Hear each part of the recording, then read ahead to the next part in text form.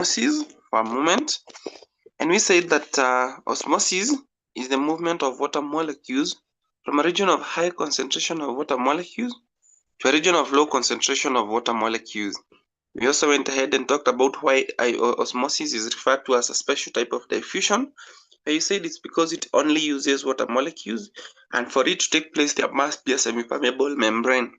On top of that, we talked about roles of osmosis in plants. But we said that plants use osmosis for support in herbaceous plants. Also, we said osmosis is also very important for feeding in insectivorous plants. We also said that osmosis is important in plants because it allows uptake or absorption of water and mineral salts. In animals, we talked about absorption of water in the colon, and we also talked about reabsorption of water in the kidney. So today, I want us to talk about terms used in osmosis. Terms used in osmosis, and then we will probably talk about something else. So terms used in osmosis. These are terms or words which you'll come across that are related to osmosis. These are terms which you're going to be using oftenly when you're talking about osmosis. Like for example, we have the first term, which is isotonic solution. Isotonic solution. What is an isotonic solution? Sorry. How will you know an isotonic solution? Now remember, when you talk about these types of solutions as used in osmosis, we are comparing the solutions to a cell of a plant or an animal. So for example, if we are talking about, let me draw for you. We are talking about an animal cell, which we talked about the other day. So in an animal cell, you're going to have the nucleus, you're going to have the cytoplasm, and we are talking about an animal cell that has been dipped in a beaker containing a solution. In a beaker containing a solution like that. So the solution is inside the beaker. So we have number one, solution in a beaker, and then we have the animal cell. So in these two, we have the animal cell, which is inside a solution in a beaker, and we have now the solution of the cell. When you talk about an isotonic solution, we are talking about a situation where we are comparing the solution in the beaker and the concentration inside the animal cell or the plant cell.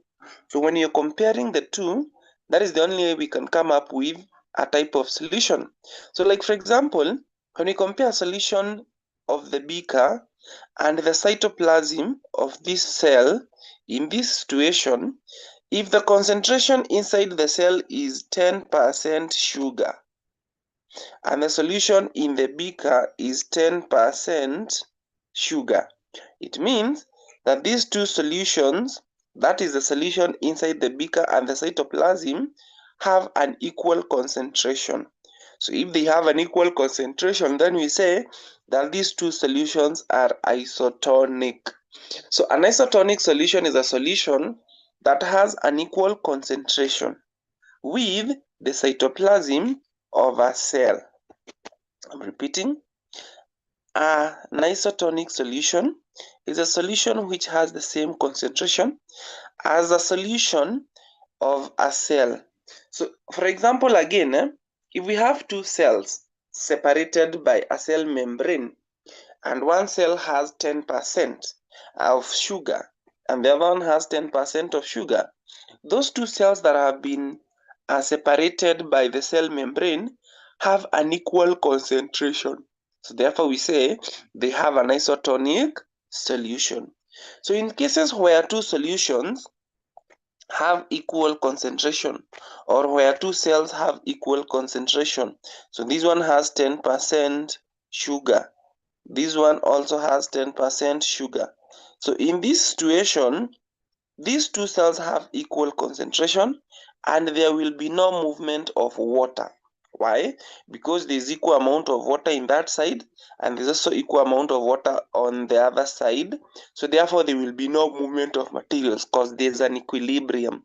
So in cases of isotonic solutions, there is no movement of water molecules between the two cells or the two regions. Why? Because they are equally concentrated. Okay, that is an isotonic solution. Then we have another type of solution known as a hypotonic solution. When you talk about a hypotonic solution is a solution that has high water molecules concentration, or we can say it has low sugar and salt. Or in other words, in chemistry we say solute ni sugar and salt, and then we have solvent, which is water. So therefore, if a solution has high water molecule concentration, or if a solution is dilute, or if a solution has low sugar and salt, we refer to that as a hypotonic solution. So a hypotonic solution is a solution that has more water than sugar and salt. So how do you figure this out in an exam? In an exam, you might know that we have a hypotonic solution, but I can't really remember what it means to have a hypotonic solution. The chemical name for water is H2O. That is in chemistry. The chemical name for water is H2O. So therefore, what this means is every time you see hypotonic, see this O in water. Hypotonic, always see the O in water. Hypo, water. Hypo, H2O. Hypo, H2O. So therefore, when you hear of a hypotonic solution, always know that it is a solution that has high water molecules concentration. Or in other words, that solution is diluted. It is dilute. Good. So we also have, no, in this case, let me draw for you again. In this case where we have region A and we have region B, okay, let's consider that this is sugar. So we have 1, 2, 3, 4 molecules of sugar.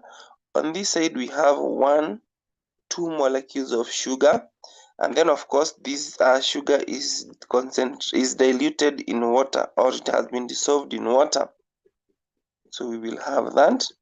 So now we have two regions here. We have region A and we have region B. Region A has 4 molecules of sugar. Region B has 2 molecules of sugar.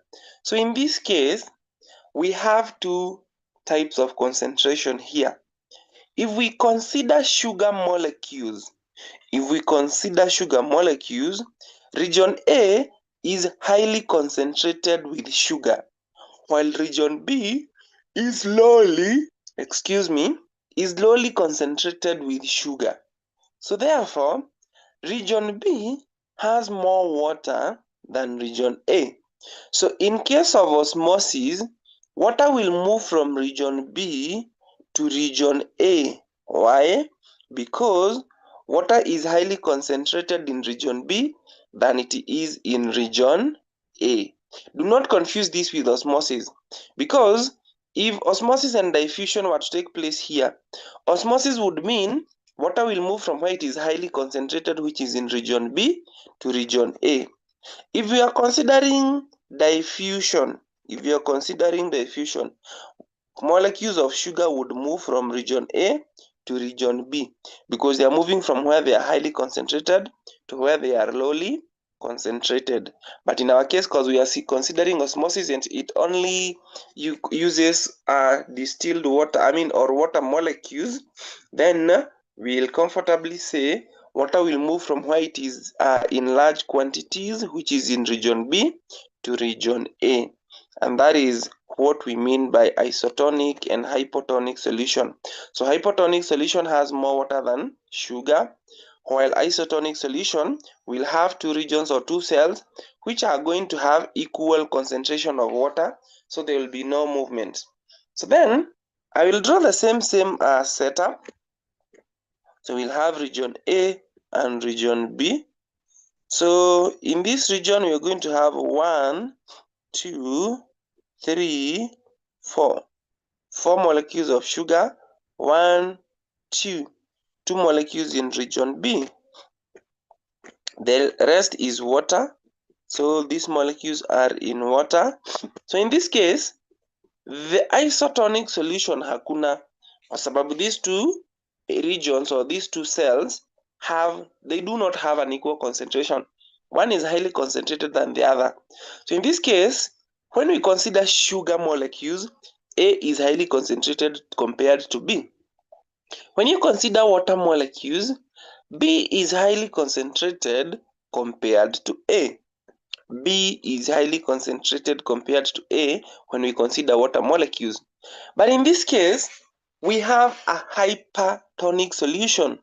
So in this case, if we were to say which is a hypotonic solution, we would say B is hypotonic.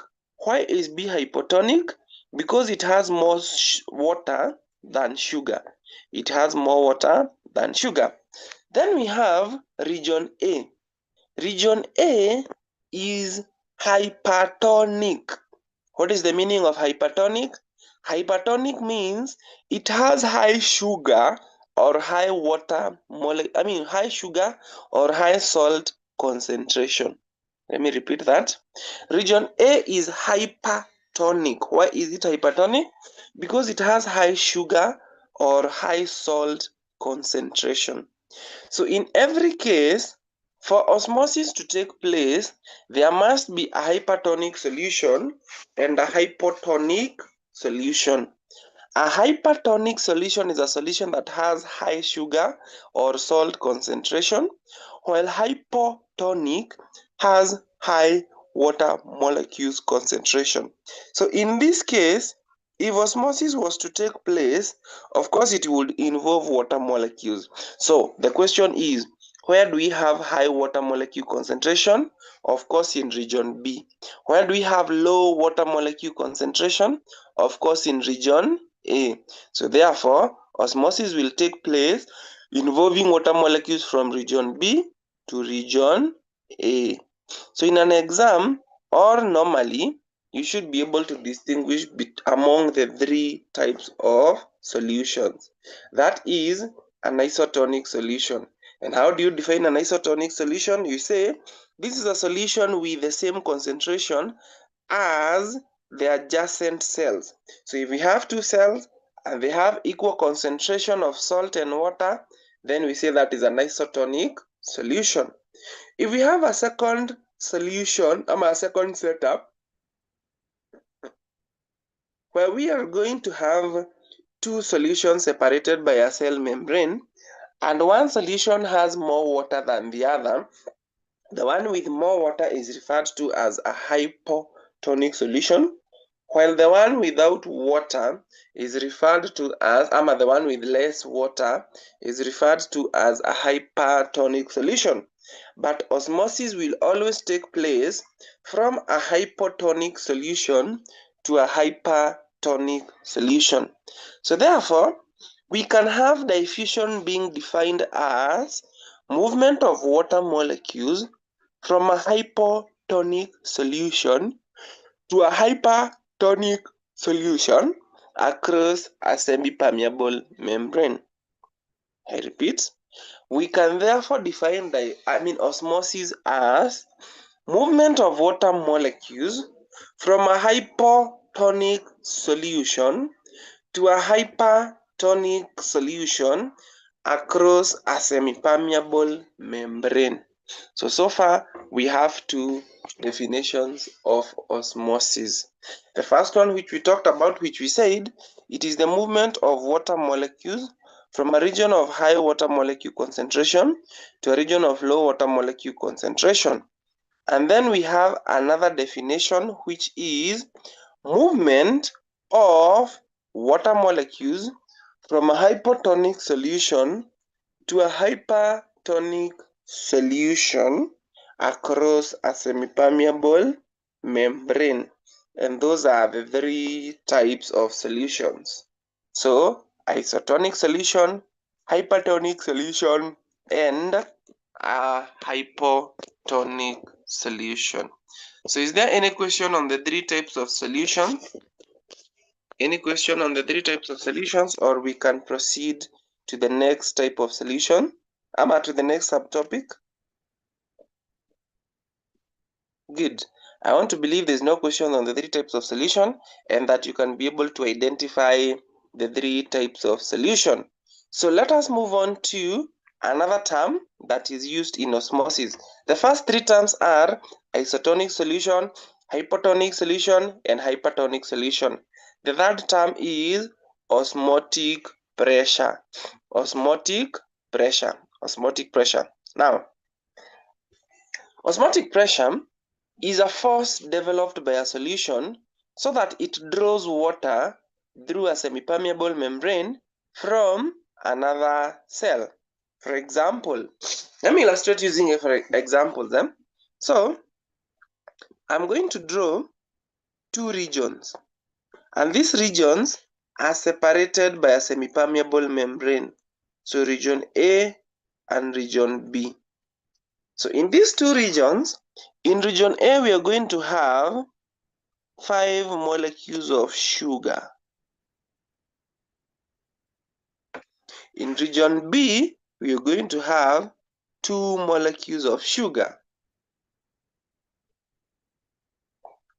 From what we have learned about types of solutions, we can confidently say that solution A is highly concentrated with sugar than region B, which makes it hypertonic.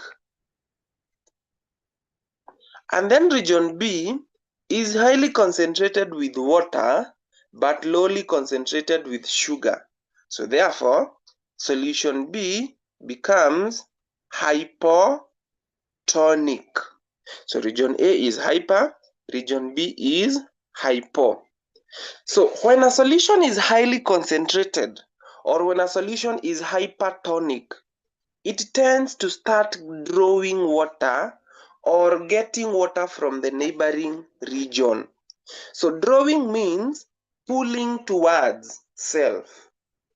Pulling towards self. So if region A is a cell, it is cell A. Because it has high sugar concentration and region B has high water molecule concentration, region A will start drawing. Drawing means pulling to self. Region A will start drawing water from region B, or cell A will start drawing water from cell B because it has less water. So it will start drawing or gaining water from the neighboring cell or region so long as there's a semi-permeable membrane. So that pressure or that force that pulls water towards self is what we refer to as osmotic pressure. So this is a force that is developed when a solution is highly concentrated such that it gains water or starts drawing water from the neighboring region so long as there is a semi-permeable membrane. So let me repeat, I've said if we have these 2 regions, that is region A and region B. Region A has a lot of sugar compared to region B. The markings in red symbolize or represent sugar. Okay? The markings in red are sugar. The markings in blue are water. Okay? So in this case, where do we have more water than the other region? In region B, we have more water molecules. So that makes region B hypotonic. And then region A, hypertonic. So in this case, what is going to happen is water is going to be drawn or it is going to be pulled towards region A because region A has more sugar. So when we have 2 regions or 2 cells or 2 solutions where one has high concentration of sugar or salt and the other one has high concentration of water, the force that causes water to be pulled towards the region where we have high concentration of salt or sugar is referred to as osmotic pressure. So there is pressure in region A to pull or draw water from region B because region A is highly concentrated with sugar and salt compared to region B. So that one is referred to as osmotic pressure. So what is osmotic pressure? It is the force developed by a solution so that it draws water through a semi-permeable membrane when separated with a region that has more water.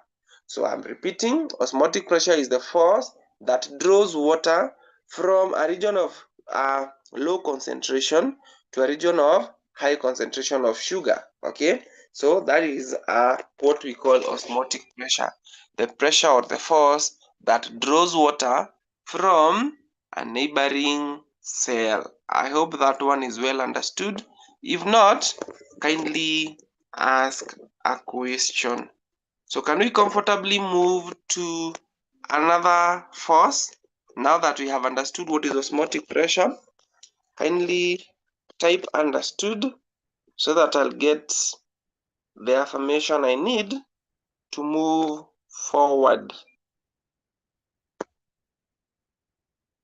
Kindly type if you have understood what is osmotic pressure. Usually I don't like progressing until people understand what is osmotic pressure, because it doesn't make sense if I just bombard you with information and you have not understood the previous information. So these are good. So understood. Well, that's very good. So let's move on to osmotic potential. Now, when teaching osmotic potential, I like using money as an example to illustrate potential. Like, for example, if right now I approached you, right now, as we speak, nikwambie, kindly nisaidie ama nikopeshe 1,000. Nikopeshe 1,000. Nimekuapproach, nisaidie tafadhali, mimi ni rafiki yako wa dhati, tumekuwa na wewe marafiki for a long time. Nikuje nikwambie tafadhali nikopeshe 1,000. Kama uko na hiyo 1,000, it means uko na ability ya kunisaidia. Unaweza, si ati utanisaidia, unaweza kuwa maybe unataka kutumia hiyo pesa na njia ingine, lakini ukweli wa mambo ni unaweza nisaidia na hiyo 1,000. You can actually give me that money if you wanted. So that means you have the potential. You have the potential to give me 1,000 shillings because you have it. Then there's another scenario. I approach you and tell you, kindly, nahitaji unikopeshe 1,000,000. Unikopeshe 1,000,000. If you do not have that 1,000,000 shillings, then you do not have the potential to lend me 1,000 shillings. So, kama uko na pesa yenye ninahitaji na unaweza nisaidia, uko na potential. Kama hauna, hauwezi, you don't have the potential. So now, if we convert that information and translate it back to osmosis, if a cell has water and the water is so much, it's too much than the cell needs, then that cell has the potential to give out water. But if a cell has no water or it has more sugar than water, then that cell doesn't have the potential to give out water. So it means even if two cells were separated from one another using a cell membrane, if both of the cells have very low water concentration, they are hypertonic, those cells cannot exchange water. Why? Because the cells have less water than they can give.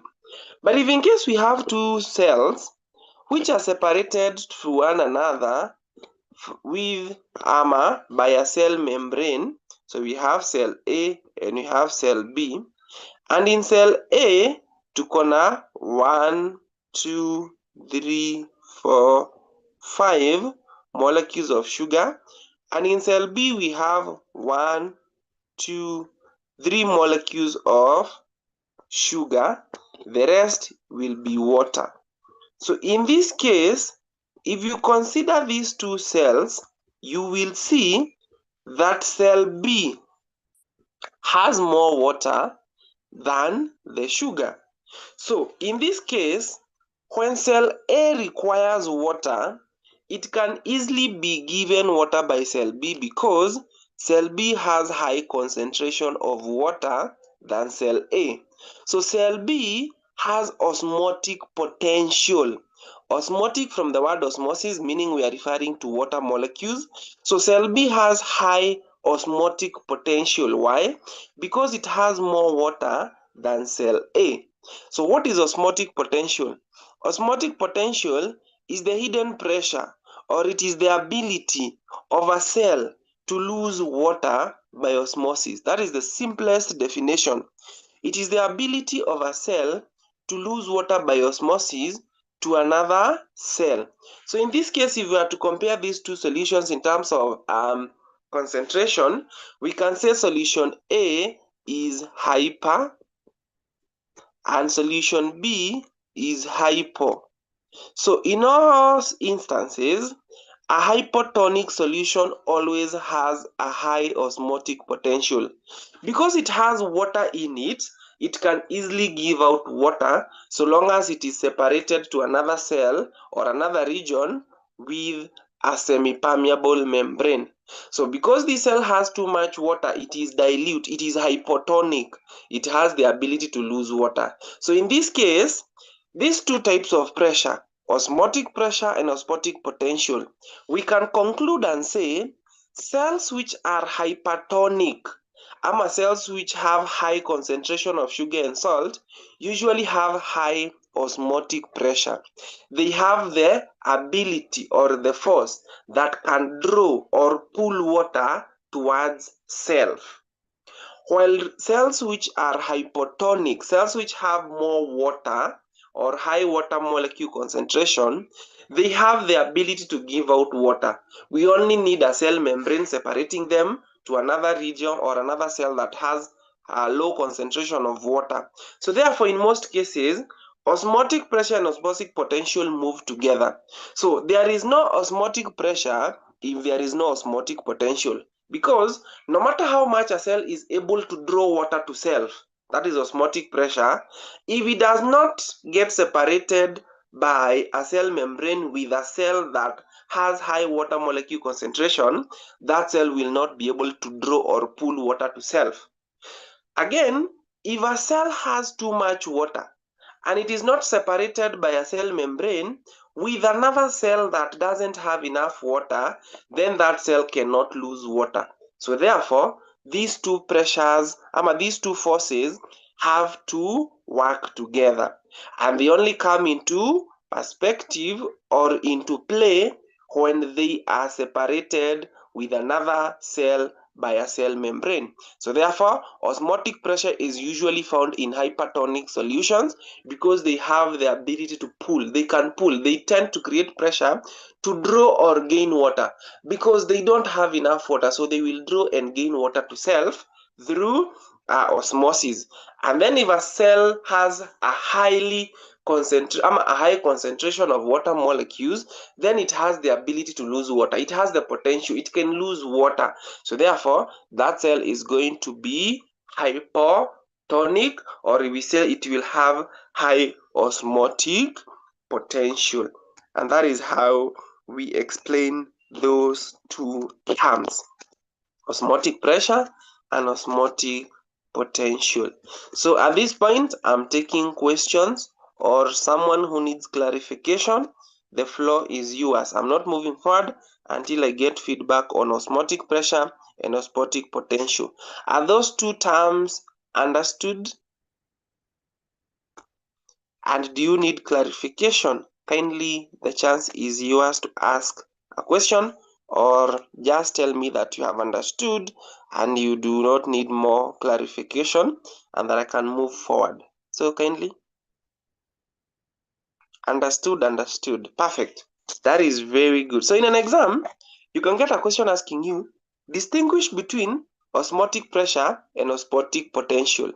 The simplest way to answer that question is you define osmotic pressure as this is the tendency of a solution or a cell to draw in water. The tendency or a force developed. Let me repeat. Let me first of all give you the first definition and then we can do the second definition. So osmotic pressure is the tendency of a cell to draw water to self, to draw water in when separated to another cell. It is the ability of a cell to draw water in from another cell when separated by a semipermeable membrane. When separated by a semipermeable membrane, since it is highly concentrated. It is the ability of a cell to draw water in or to draw water to self when separated by a cell membrane from another cell, because it is highly concentrated with sugar and salt.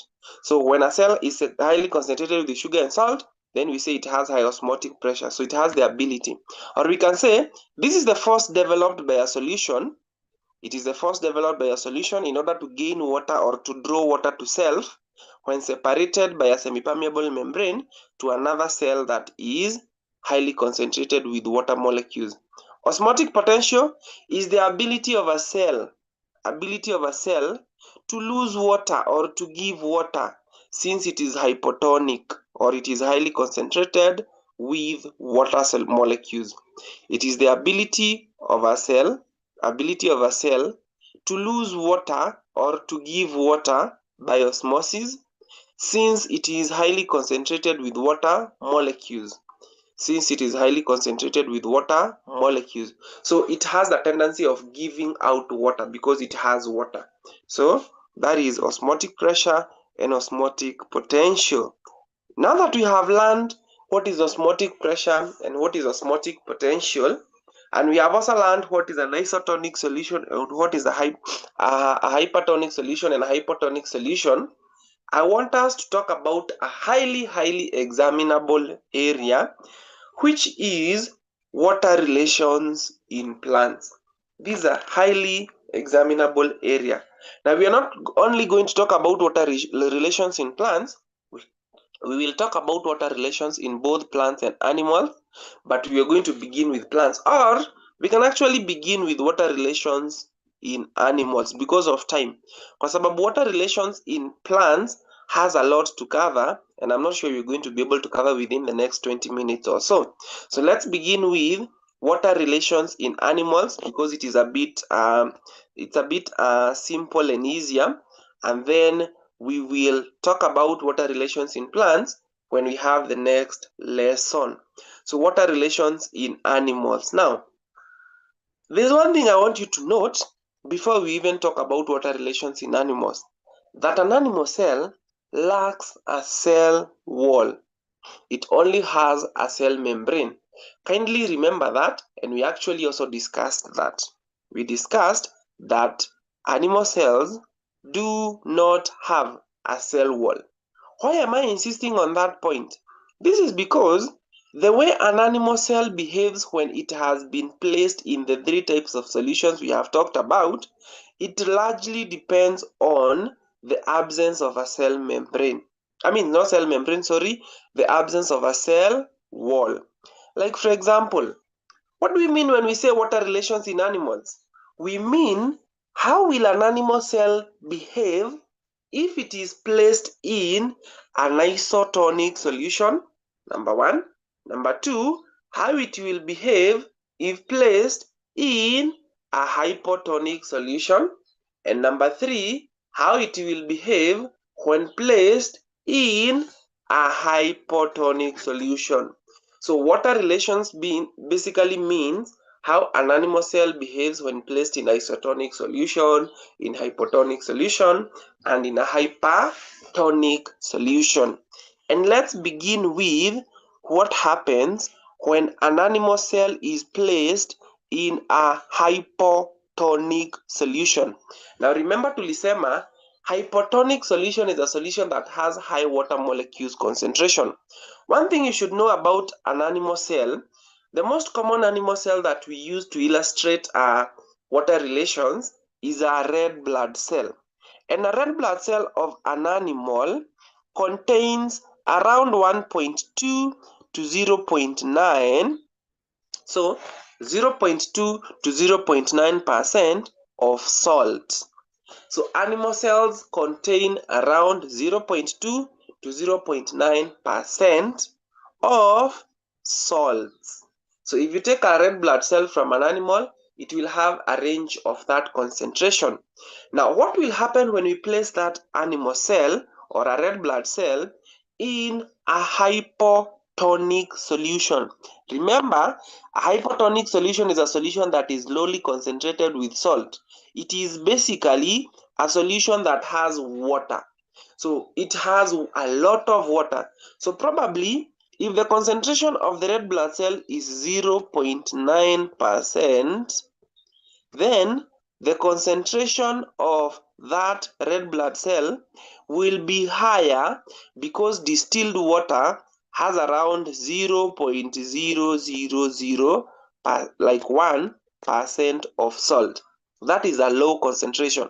So in this case, ukichukua red blood cell iweke kwa distilled water, red blood cell inakuwa ndio iko na high concentration of sugar or salt, so therefore it becomes hypertonic. So every time you are comparing how a cell behaves in solutions, you have to ask yourself, of the two, which one is hypertonic, which one is hypotonic? So if, for example, we take a beaker, and this beaker contains water, distilled water, okay? So distilled water, tumesema it has a lot of water. So it has very low concentration of salt and sugar. And then you place your cell inside there. So in this case, distilled water, which is in the beaker, will have 0.0001% of salt. And then we have the animal cell, which has 0.9% of salt. So in this case, which one is highly concentrated with salt? Of course, the animal cell is highly concentrated with salt. So therefore, it becomes hypertonic.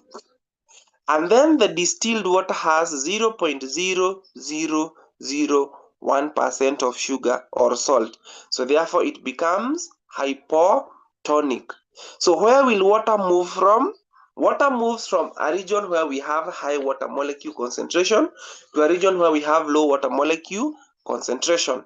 So in this case, the cell which is dipped in the beaker has high osmotic pressure, while the distilled water in the beaker has high osmotic potential. So the cell will gain water by osmosis, and as it gains in water, it will continue swelling. Why? Because maji inatoka kwa beaker inaingia kwa animal cell, in this case the red blood cell. So itafura, ifure because it is gaining water. It will get to a point where, since it does not have a cell wall, the animal cell now will gain so much water such that it cannot hold in any water. So therefore, what will happen? It will rupture or it will burst. And when it bursts, we say it hemolyzes. So the bursting of an animal cell, because it has been placed in a solution that has more water molecules or a hypotonic solution, is referred to as hemolysis. So what is hemolysis? Hemolysis is bursting of an animal cell when placed in a hypotonic solution, because it will gain water by osmosis, and since it lacks it lacks a cell wall, it finally bursts and ruptures. Very good. So hemolysis is the rupturing or bursting of an animal cell when placed in a hypotonic solution. Hypotonic solution, remember tulisema ni solution iko na maji mingi. So when you place an animal cell in a solution that has too much water, it will gain water by osmosis, and since it lacks a cell wall, it will rupture or burst, and this is what we call now hemolysis. When you take an animal cell or a red blood cell and place it in water that has high concentration of sugar, this means that cell will now be the hypotonic. Sasa tumechukua, we are in the second scenario. Tumechukua animal cell, for example a red blood cell, tukaiweka kwa beaker yenye iko na high concentration of sugar. So this means sasa hii cell yetu ndio imekuwa na maji mingi sasa compared to the beaker. Let me draw. I will draw for you. So we have a beaker And then inside the beaker, we have a red blood cell. So the beaker has a concentration of, let's say, 10, no, not 1, tuseme 1% salt. Our beaker has 1% salt. Let me write again. It has 1% salt. 1% salt. Remember we said animal cells have a range of concentration between 0.2 to 0.9. So in this case, our animal cell has 0.8%. So in this case, of the two solutions, the solution inside the beaker or the concentration of the animal cell, which one is highly concentrated with water? Of course, the one with highly concentration of water or the one with high concentration of water has to be the one with low concentration of sugar. So in this case, 0.8 has low concentration compared to 1%. So 1% therefore becomes hypertonic. Why is it hypertonic? Because it has more sugar than 0.8. So in this case, 0.8 becomes hypotonic and 1% becomes hypertonic. So therefore, the solution in the beaker is highly concentrated. It is hypertonic. It is highly concentrated with salt. And the solution inside the animal cell is 0.8, so it is lowly concentrated. So if you were to say that, if you were to name the solution which is hypotonic, the 0.8 becomes hypotonic and the 1% becomes hypertonic. Now from there, the forces come into play now. Remember we said we have two types of forces or potentials. We have osmotic potential and we have osmotic pressure. Osmotic pressure pulls water to self, while osmotic potential makes the cell to be able to give water. So in this case, the solution in the beaker, which is 1%, has high osmotic pressure. So it will start drawing water to self. And since the solution inside the cell is 0.8, it means that that cell has too much water than the solution in the beaker. So what will happen is the cell will start giving out water. So the solution in the beaker is drawing water, it is pulling water from the cell, and the cell is readily giving out water because it has high osmotic potential. So therefore, what will happen at the end of the experiment? At the end of the experiment, the animal cell will have lost so much water, it will reduce in size or it will shrink. So then at the end of the experiment, we'll say the animal cell has crenated. So what do we call the shrinking of an animal cell when dipped in a hypertonic solution? We refer to it as crenation. So in an exam, when they tell you to distinguish between crenation and hemolysis, or to define crenation and hemolysis, you should define them as follows. You should say crenation is the shrinking of an animal cell when placed in a hypertonic solution, since it loses water by osmosis. I repeat, crenation is the shrinking of an animal cell when placed in a hypertonic solution, since it loses water by osmosis, while hemolysis is bursting of an animal cell. Bursting of an animal cell when placed in a hypotonic solution, since it gains water by osmosis and ruptures because it lacks a cell wall. Let me repeat. Hemolysis is the bursting or rupturing of an animal cell when placed in a hypotonic solution. When placed in a hypotonic solution, and since it lacks a cell wall, it ruptures. Sawa sawa. So in an exam, you can get a question asking you, what is the difference between an animal and a plant cell when placed in a hypotonic solution? You say the animal cell ruptures because it gains water by osmosis, and since it lacks a cell wall, it therefore ruptures. So in an exam, they can ask you to define, or they can draw for you these diagrams which I'm illustrating here, and they ask you to explain what happens at the end of the experiment. So you will say that there is rupturing of an animal cell when placed in a hypertonic solution since it lacks a cell wall, and it gains water from a hypertonic solution. So there's a common question that is usually tested in an exam that asks, this is how it reads. It reads, explain why, I hope we are attentive, explain why a patient is not, explain why a patient who is dehydrated, explain why a patient who is dehydrated cannot be topped up with distilled water. Explain the reason why a patient that is dehydrated cannot be topped up with distilled water. Explain the reason why a patient who is dehydrated cannot be topped up with distilled water. Now, before we answer, let me take you through what happens, because I'm sure you also know.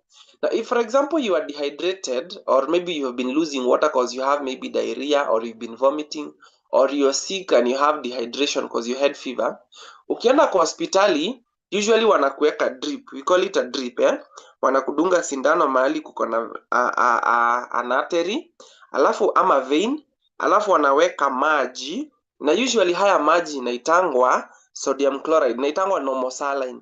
The medical term for that water is normal saline. Hiyo normal saline inakuanga na 0.9% of salt or sodium chloride. Haikuangi less than that. You know why haikuangi less than that ama more than that? Number one, it is because we have said a red blood cell has a concentration of 0.9. So it must be a concentration that is equal to the red blood cell. If they add a concentration that is more than or less than, there will be an effect, because your red blood cells will tend, because ikiwekwa directly kwa bloodstream, kwa damu yako kuko na red blood cells. So hayo maji yenye tunaita normal saline yakiwekwa kwa damu yako, the red blood cell will react. So for example, if the concentration is more than 0.9, the red blood cells will lose water to that solution that is being put inside the blood, and they will shrink or they will crenate. If the solution is lowly concentrated compared to 0.9, tuseme iko 0.7 ama 0.6, what will happen is the red blood cell will start gaining water from that solution. And remember, red blood cells do not have a cell wall. So eventually, after gaining water, what will happen? The red blood cells will hemolyze, or they will rupture.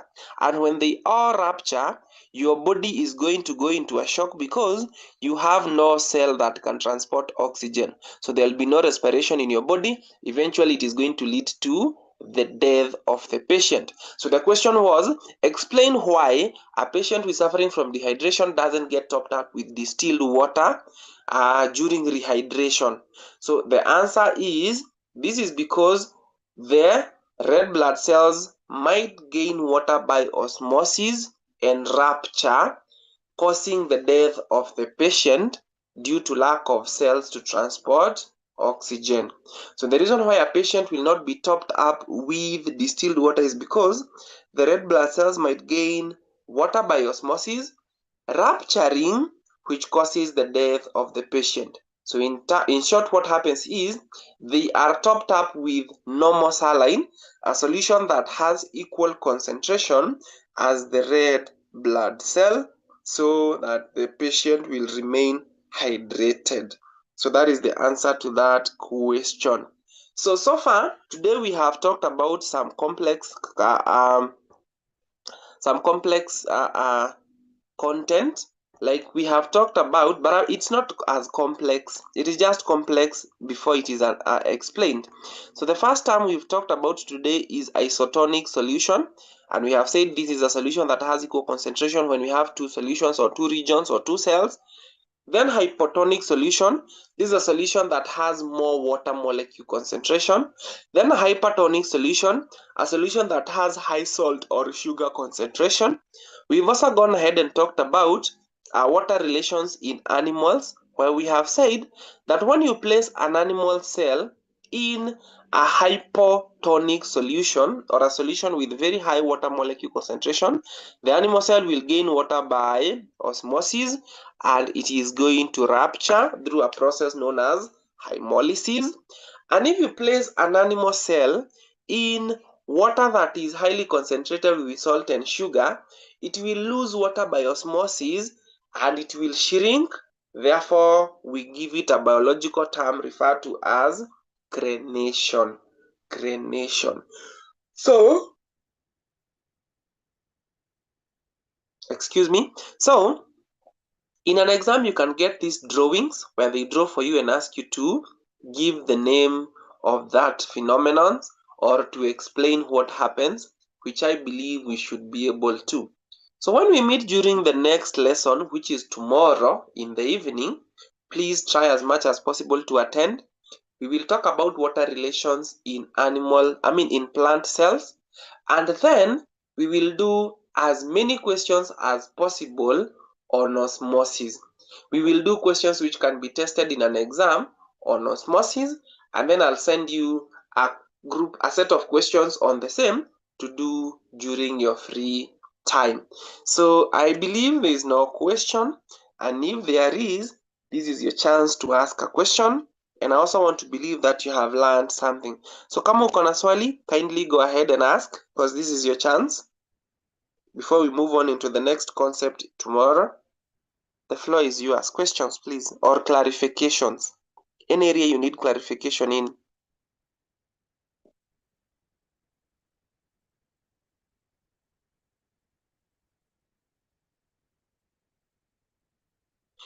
So that means there's no question. I believe silence means we have all understood. So, well, that is going to mark the end of the lesson because we only have 6 minutes, and in 6 minutes, there's nothing much we can do. So, when we meet tomorrow, we are going to talk about water relations in plants. Water relations in plant cells. Okay, so we are going to see what happens when you place a plant cell in distilled water or in hypotonic solution.